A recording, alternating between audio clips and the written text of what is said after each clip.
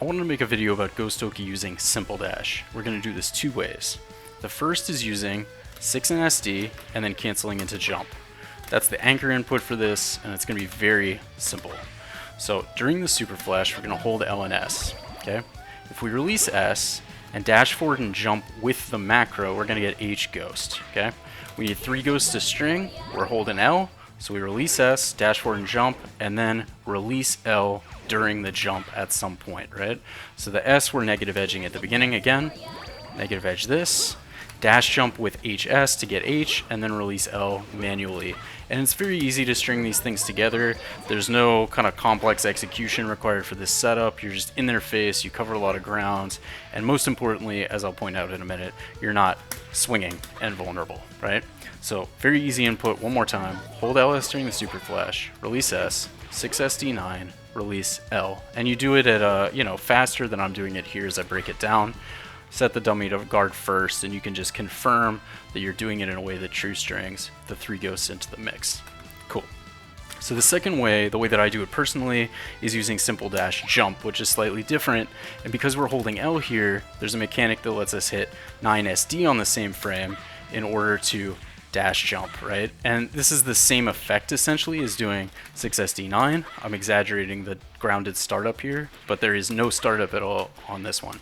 So again, it's just a cleaner input version of the same thing, but you have to hit 9 and SD on the actual same frame, or maybe there's like a 2 frame window, but it's very close together in order for this to work. So it's mechanically harder. Otherwise, it's the exact same thing. Release S, 9 SD, release L in the air, and that's all you gotta do. So do it one more time at speed, release S, 9 SD, release L, and then you get your M ghost to continue pressure. You can do whatever from there. And this is just a really stable setup overall, but if you're here with just for the mechanic, that's all I got for you. If you stick around, I will talk about a couple of reasons I think this is, first of all, easily the best Ghoki you can do, and second of all, why I think there's some hidden upsides to it that may not be immediately obvious. Cool. The obvious advantage, though, I mean very clearly, is that I'm dashing through the air like this, dash jumping, and I'm blocking. So if my opponent reversals, they have to reversal before S-Ghost hits, because once S-Ghost hits, right, they're in a string. So if they do it before S-Ghost hits, I'm just blocking. Even if I autopilot like 2L or IDL timing, it won't have come out, I won't have had an opportunity to stop blocking by the time they force me to block, right? Because they have to preempt the first ghost. Cool. So it's very safe. We compare this with the most obvious, the most common one, which is release S with JL tap H, right? This is very susceptible to reversals, level 3s, frame 1, DPs, anything like this. Even delay tech frame 4 could catch you. So you gotta be careful, right?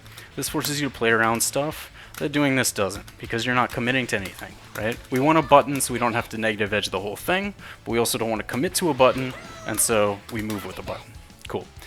The other setup that people tend to use, I don't actually practice this, I've only done it like once or twice, but it's release S, then IDH and SD, and release ML during the SD in order to string off of super dash. So this input's fine, in a way, like the mix is fine, and this can safe jump, I guess, but the thing is, right, if I do this SD and my opponent guard cancels, then like what am I doing? The ghost doesn't matter either. I don't know if I can play both characters at once here, but I will try. So here you can see, you can just literally always guard cancel the super dash. The setup is actually pretty terrible in my opinion. I would never do this. There's a way around it. Lord Knight, I believe, does this. So, or he told me about it at least. You can release S and then ID H, and as you do H, you can see on the left, I'm holding L and M. So if I release H slightly late and I neutral jump, release LM, then I get a sort of normal jump mix-up where I can do this or whatever.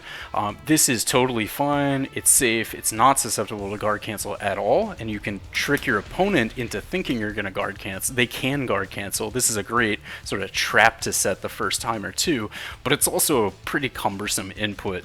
And besides that one trap, this is just like a much cleaner way to do things in my opinion, so I favor this. Cool. So that's advantage one, that's the obvious advantage. But there is also a hidden advantage, or two hidden advantages, and the first is going to be really familiar to Gotenks players. if your back's to the corner, right, so you get, you know, up tech backdash hit or any kind of random hit, what do? Well, you do some combo into a rejump, and because Gotenks is blessed, you side switch. Now, if you've started with a scaled starter, you're shaving JL hits to make sure the combo doesn't drop, you may end up with a spacing like this. And from this spacing, of course, right, my whiff JL is not really doing anything. And I can't really, like, fast fall while I'm whiffing JL, right? This doesn't work. I could fast fall like this, but not really.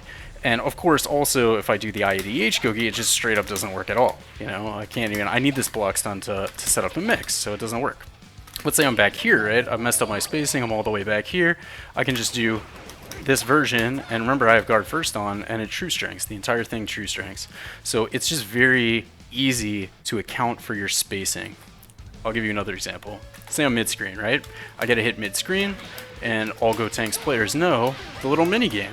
We play this mini-game where we wonder how far we are from the corner, and then suddenly we find ourselves having to backdash and do ghosts, and then we're susceptible to frame 4s, and we have to delay a second to watch for vanish, and like, who wants to juggle all that crap, right? Who wants to juggle it? If you want to play around that, of course, what you end up doing is something like, say I really don't know this stage, I do 8JH here to stop my momentum. Well, that's good, I'm not in the corner, but now, this is whiffing, right? This is whiffing. So, if I just do this for a form of Ghoki, I never really have to think about my spacing. And it's just very nice for that. I really recommend it, especially, you know, ease of use, just sort of being able to take your mind off certain variants, whatever, and streamlining things. I really recommend doing one of these two versions.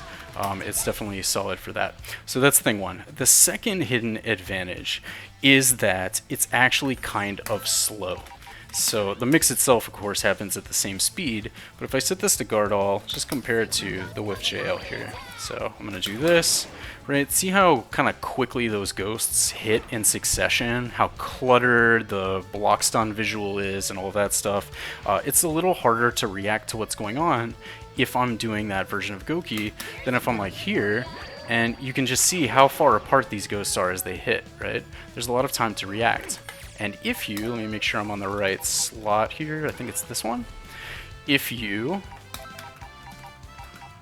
practice this, you can actually practice recognizing reflect on the first ghost, and you have a lot more time to trap with, for example, the third ghost by releasing L late, right? It's just very simple to do that and to practice it.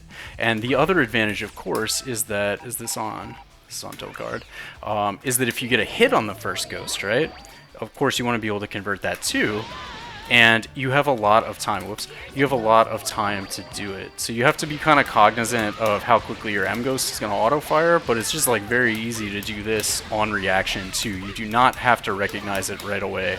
And again, it's just like a very simple, sort of straightforward Ghoki that's easy to visually confirm.